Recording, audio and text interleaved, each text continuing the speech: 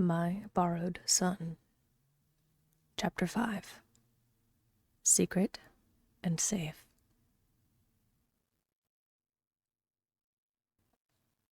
It was the sound of her phone that awoke her a few hours later. The annoying ring was like a blaring siren, nearly jump-scaring Amanda straight out of bed. She thankfully remembered that the little boy was asleep on her chest last time she was conscious and didn't sit bolt upright as soon as she heard her phone. She swiped her finger over the phone and answered the call, which she saw was from Mel. "Hey," said Amanda quietly. She glanced down and saw the little boy was still fast asleep, nuzzled into her hand and laying limp against her fingers as she kept her hand pressed against her chest. "Hey, I'm here," said Mel. Amanda could hear her voice muffled on the other side of the door in the living room, a further testament to the size difference of this apartment to her old house. Her chest clenched uncomfortably, but Amanda knew she would have a chance to really talk once Mel was settled in.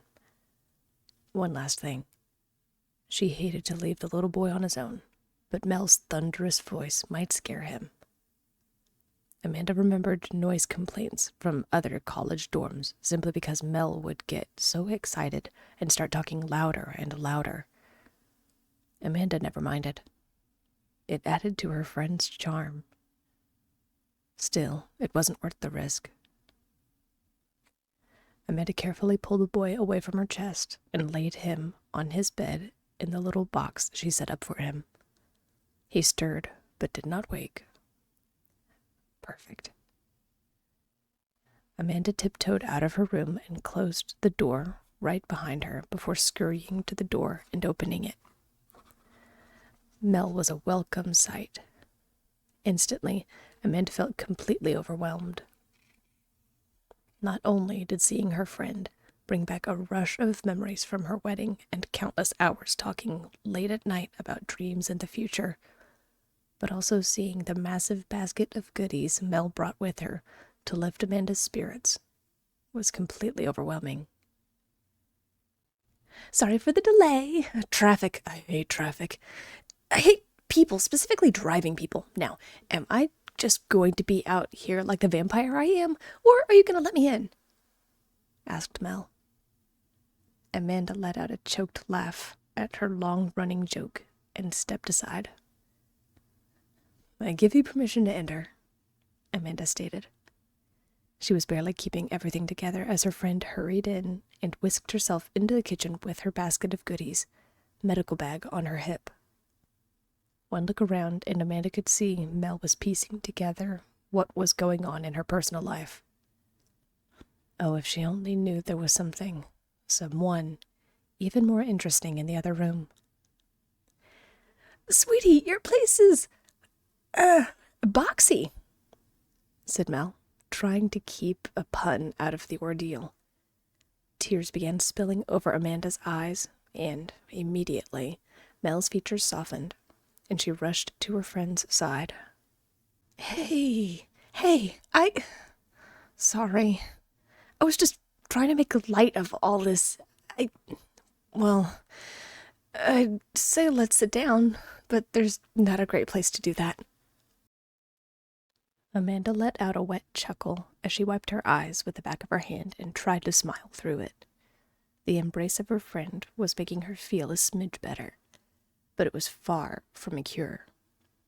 Like a leech, everything had suctioned onto her and was draining Amanda. With Mel here, she would get a chance to let off some of that long pent-up steam and let one of her best friends in on everything that had happened. "No, it's fine," Amanda sniffled. I like it. It's making me feel better." "Great, then I'm gonna keep going." Mel guided Amanda over to the counter of the kitchen and gestured for her to sit. "Well, at least with me around, you won't be very bored. Wire box is bad at poker. They're too good at folding. Oh, gosh. Amanda muttered as she rolled her eyes. Did you come up with those yourself? Hey, I work with kids. All day, every day. Some of those little comedians have good stuff, huffed Mel before sighing heavily. I'm afraid they're rubbing off on me. No, it's fine, mumbled Amanda as she let Mel guide her into the kitchen. Mel looked around and only now noticed there were no chairs in the kitchen, or anywhere else for that matter. So, just like they used to, Amanda and Mel hopped up onto the kitchen counters and sat there as Amanda collected herself. Okay, so I don't want to ask anything too insensitive yet, started Mel, which made Amanda laugh. But you're going to.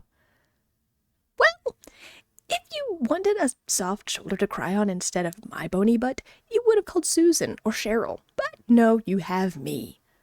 So, what happened? Why the call? What are all of these boxes for? Did you and Brandon move, or... This sent Amanda into another round of choked sobs, which silenced Mel. That response alone told her more than words could describe. Amanda didn't need to say anything, which was the great thing. Ah, so this is your new place, Mel concluded. Amanda nodded as she hid her face in her hands. Heat radiated off of the pediatrician as she ramped up her signature fury. That scumbag! Mandy, when did this happen? Amanda curled in on herself and leaned into Mel as she spilled everything. Amanda talked about Brandon's 7-year itch and how the two of them had tried to go to therapy to sort everything out. She confessed that Brandon had been talking to a few different women, talking about how the two of them were married so young and that he didn't really get a chance to live, whatever that meant. He wanted to go and be young, something he said Amanda robbed from him because, in all reality, the two of them had never been with someone other than each other. Mel listened quietly, but her body tension and facial expressions said everything about how she felt about the situation. Amanda could feel Mel's frustration and sympathy radiating off of her, each new statement or piece of the story making her huff or grumble something under her breath. When Amanda finished, Mel was physically biting her tongue to keep from flying off the handle. It was obvious she wanted to go and give Brandon a piece of her mind, but she abstained for the time being. Seeing Amanda so upset and comforting her was Mel's top priority. Well, it's a good thing I brought my little goodie basket. Come on. I'm rearranging these boxes, grabbing your mattress, and dragging it out here so we can watch some chick flicks or something with violence, so I don't commit violence, and we're just going to have a great night, said Mel as she moved to hop off of the counter. At the mention of the mattress, Amanda's heart rate shot through the roof as she remembered the boy. She hadn't even broached the subject about finding the little boy, which was the real reason Amanda contacted Mel. Mel was maybe 5 steps away from the counter when Amanda snapped out of her mental spiral. Wait, Amanda said as she leapt off of the counter and grasped Mel's hand. Mel whipped around, alarmed, and stared blankly at her friend. Don't scare me like that, she scolded. What? What's wrong? Sweetie, if you're worried about me seeing your messy room, I think we're a bit past There's something else that I didn't tell you about. It's the main reason I called, said Amanda. Her head was throbbing ever so slightly from the crying headache she put herself through. and her mind was drawing a blank in how to explain everything to Mel. She had been so distracted in filling Mel into recent events that telling her about the boy she found was the farthest thing from her priorities. Mel's body rotated to face her friend as she faced her, concern plastered all over her face. So, what is it? Are you pregnant? Well, you already said no to that one, so nix that, muttered Mel. I'm stumped. What's all this secret stuff about? What's got you all in a twist? If it's not the whole Brandon thing. Amanda swallowed dryly. How was she going to do this? Should she just show her the boy? Did she need to warn the little child before introducing him to Mel? Could Amanda simply convince Mel of who was in the other room? Or was that little boy a fever dream and some kind of hallucination? Would he vanish the moment Mel saw him? Amanda wiped her eyes and made her decision. Okay, first, this is going to sound crazy, but I need you to just listen, okay? Amanda stated. Her hands were starting to shake. Her heart was pounding and fluttering at the same time. Mel nodded slowly in compliance, prompting Amanda to keep going. Second, I need you to swear you won't tell another living soul. I'm still trying to figure everything out myself, said Amanda. Mel's eyes narrowed. Sweetie, she said cautiously, you're scaring me. What's going on? This was it. Amanda sent a silent prayer she was doing the right thing as she clasped her friend's hand, treating it like an anchor keeping her grounded in all of this confusion. I was at the park yesterday, the one right down the road, and I found a kid, said Amanda. Mel gawked and looked genuinely disturbed, but stayed quiet. He was all alone, and in really bad shape, and I didn't see any parents nearby, so... Mel bristled immediately. Amanda, you didn't abduct a kid, did you? What? No. Well, a bit. It's complicated, sputtered Amanda. Mel pulled her hand free from Amanda's grasp and clasped Amanda's face in her hands. Amanda, this is what crazy people do when they go off of the deep end, Mel scolded in a hushed voice. You're supposed to call the police. You are supposed to contact social services. You're not supposed to. It's more complicated than that. He's young and small and... interrupted Amanda. She pried her friend's hands away from her face as she took another deep breath. It's simpler if I just show you. Just wait here. And don't scream. And just speak softly. He's really timid. Mel looked absolutely mortified. She backed away from her friend and leaned against the kitchen counter. Amanda heard Mel muttering something that sounded like a prayer for strength and the right things to say as Amanda retreated to her bedroom. The darkness of the room almost felt ominous. Amanda could only imagine what was going on in Mel's head as Amanda vanished into the darkness and approached the little box. She listened hard and immediately felt her heart ache. She could hear little whimpers and the shuffling of blankets. It was the little boy, and he sounded scared. Rightfully so. The last thing he remembered was falling asleep on Amanda's chest, only to wake up in the little box all alone. It was heart-wrenching, but Amanda couldn't hesitate now. She needed to act. Hey, sweetheart, she said softly. Immediately the sniffling stopped. Did you sleep so good? I'm sorry I left. I'm here now. Amanda flicked on her side lamp and watched as the little boy was illuminated. Sure enough, he had huddled under the blanket and looked up at her with his big, soft brown eyes. Seeing her made his eyes glossy as he sniffed again. She wasn't sure what prompted her to do it, but Amanda felt compelled to reach into the box and rest her fingers on top of the blanket by the boy.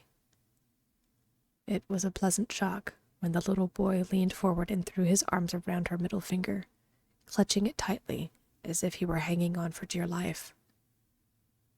It was a heartwarming sight.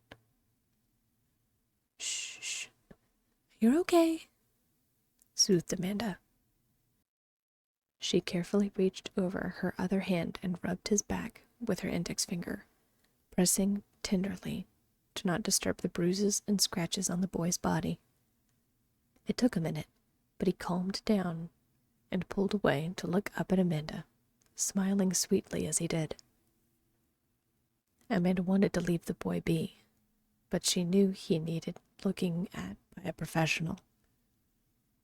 It would baffle poor Mel, who was waiting in the other room, and she would probably have some kind of mental freakout. It needed to be done, though. Amanda braced herself and crouched to not loom over the boy. Okay, sweetheart. Here's the thing, okay? I have a friend who came over and who is going to help you, okay? She's very nice and gentle. I won't let her hurt you, reassured Amanda. The boy seemed a little confused and continued clutching onto Amanda's finger. We're going to go meet her now, and I'll be there the whole time. Amanda wanted him to have a place to hide and elected to take the whole box, leaving her hand inside with him as she stood and headed out toward her friend. Amanda rounded the corner, taking cautiously small steps to not jostle the box, and noticed Mel standing with her back to the kitchen counter. Her eyes narrowed as she spotted Amanda with the box. It didn't take much to know Mel's mind was off to the races. She would be feeling the same thing if Mel were the one walking out of her bedroom with her hand in a box, especially after the spiel about finding a boy in the park.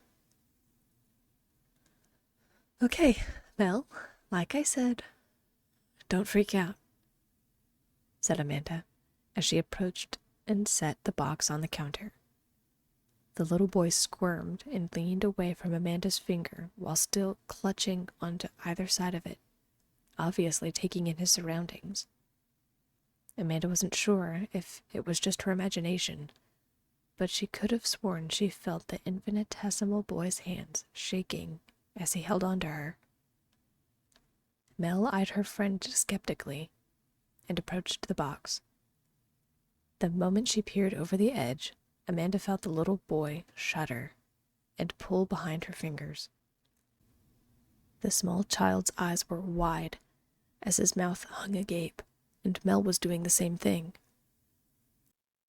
She backed away instantly, covering her mouth and biting onto the inside of her middle finger, as she did so many times in the past. It was her coping technique to prevent a scream or gasp. Amanda was caught between a rock and a hard place. While the little boy whimpered and pulled the blanket over his body, Mel looked mildly faint.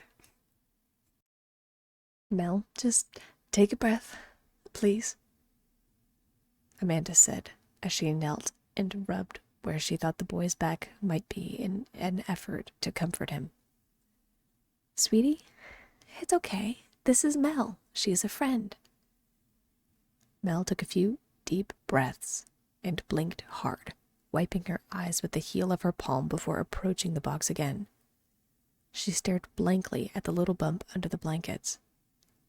Amanda continued to encourage the little boy, and he peeked out just enough to catch a glimpse of Mel. His light sandy brown hair barely poked out from under the blanket before ducking back under. Mandy, what the ever-loving cuss is that? Breathed Mel.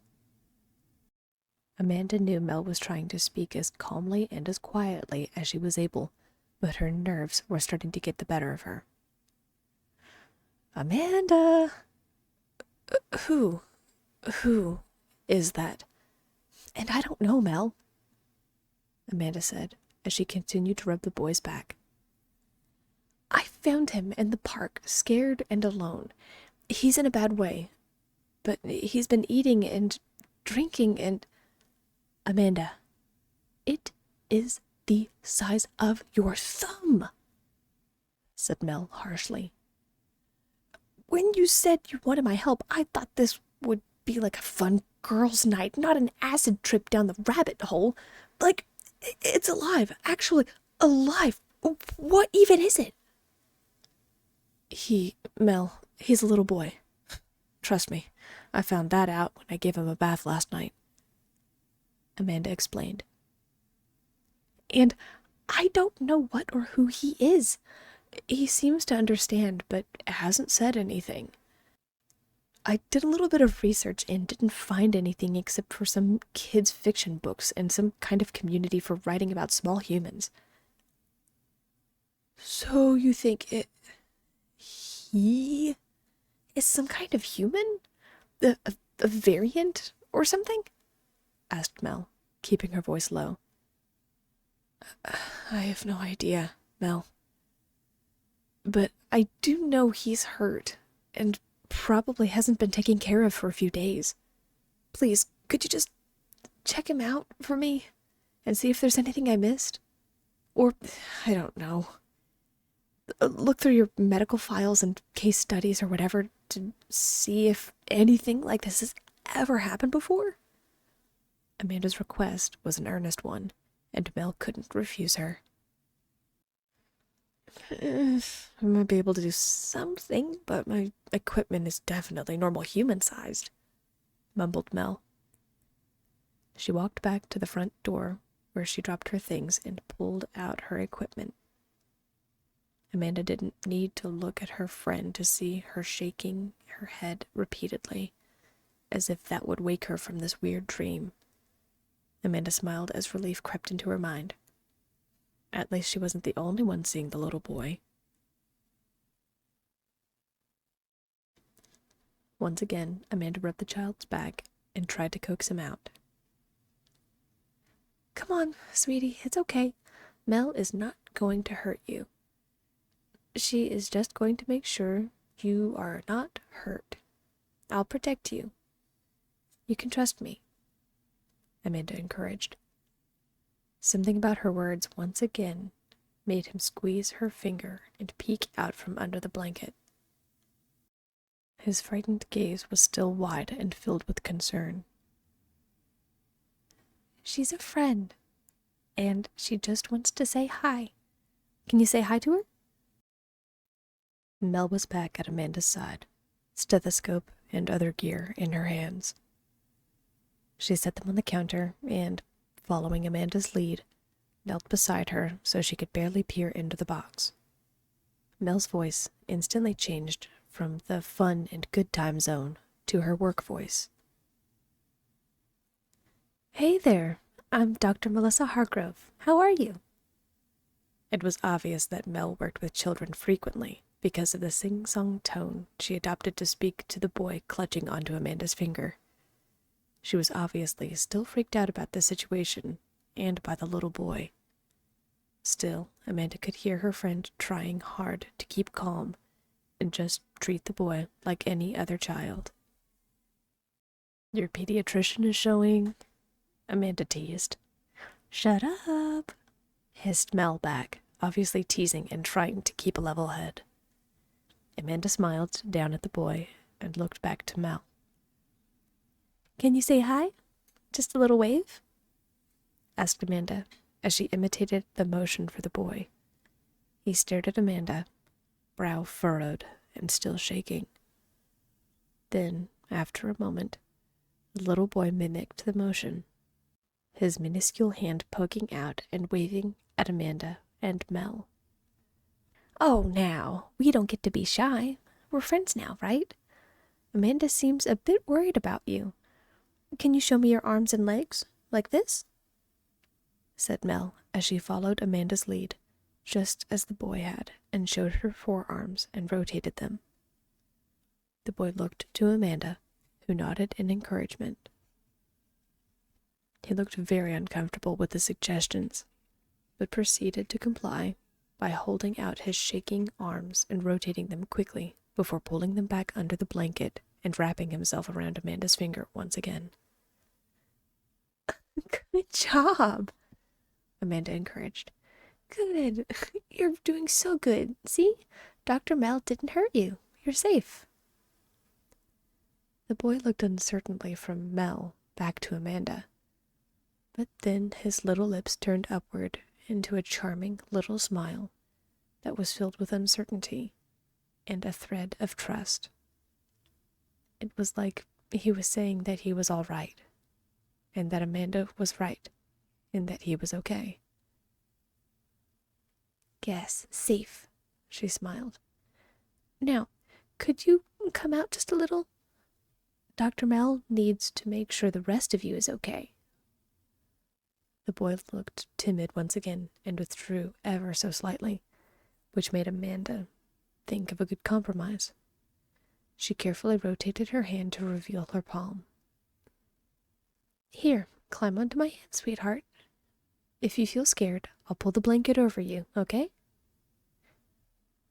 It took a minute, but the boy once again complied, his whole body shaking as he relinquished his grasp on Amanda's finger and curled into her palm. The same tingling sensation ran up Amanda's arm as the nearly imperceptible weight rested in her hand. Such a beautiful, fragile life. It was a long, slow process, but Amanda and Mel gave the little boy a full once-over. He had some trouble trusting the stethoscope, and didn't like lifting his shirt to show Mel his scrapes and scratches. But every time he felt uncomfortable, he pulled at Amanda's fingers for her to make a tent until he was ready to come out again. After an hour or so, they were done. The reward was some more jelly bread and a better tent for the boy to hide under, while Mel and Amanda went over the results. "So, how is he?" asked Amanda. Mel exhaled a puff of air as she folded her arms across her chest. She spoke quietly to keep from scaring the boy, who was eating quietly nearby. "He's absolutely alive, which is astounding. He's malnourished for sure. If you fed him yesterday, it was probably the first food he'd had in 2 or 3 days. He's dehydrated, too. Those scratches could be anything from prickly briars to animals. I know you don't like that idea, but he might have been attacked by some kind of critter at some point or another." "I am also absolutely guessing because I've never seen anything or anyone like this before. No case studies, no out there one-offs. He seems exactly like any other patient except for him being 1.5 inches tall. And that's me being generous," said Mel. "So you have no idea what he could be?" asked Amanda. Her insides sank when Mel shook her head. Amanda hid her face in her hands for a moment, collecting herself, as she exhaled slowly and glanced back at the box. "So, if he was out there for a little while, he probably doesn't have anyone to take care of him." Mel shrugged tensely and shook her head. "I doubt it.